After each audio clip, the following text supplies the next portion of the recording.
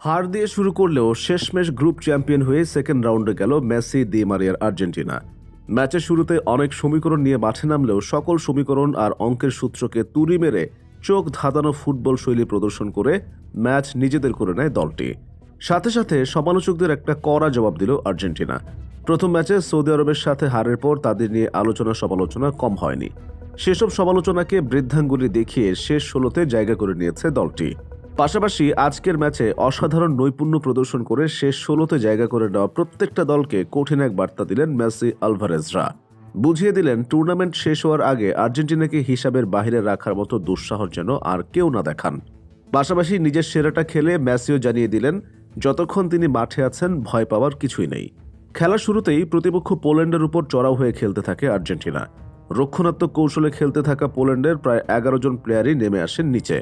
কিন্তু যেই দলে একজন মেসি আছেন সেই দলের সাথে আপনি যতই ডিফেন্সিভ খেলেন শেষ রক্ষা হবে না। আর তাই ফলাফল পেতেও খুব একটা দেরি হয়নি আর্জেন্টিনার। ম্যাচের শুরুতে পেনাল্টি পেয়ে যায় আর্জেন্টিনা, কিন্তু গোলকিপার অজেক সেজনি দারুণ নৈপুণ্যে মেসির করা সেই পেনাল্টি ফিরিয়ে দেন।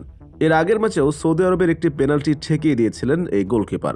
তবে পেনাল্টি মিস নিয়ে অনেক হাউকাউ করলেও এর আগে যতবার আর্জেন্টিনা বিশ্বকাপ জিতেছে তার প্রতিবারই ৩ নম্বর ম্যাচে পেনাল্টি মিস হয়েছে। এবারও কি তাহলে সেটাই হতে যাচ্ছে?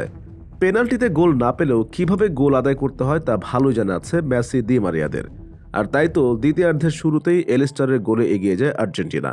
এরপর আক্রমণের ধার আরও বাড়াতে থাকে দলটি। গোল মুখে একের পর এক অ্যাটাক করে পোল্যান্ডের খেলোয়াড়দের নাভিশ্বাস উঠিয়ে ছাড়েন আর্জেন্টিনার আক্রমণ ভাগের খেলোয়াড়েরা। জুলিয়ান আলভারেজ, অ্যাঞ্জো ফার্নান্দেজদের খেলা ছিল দেখার মতো।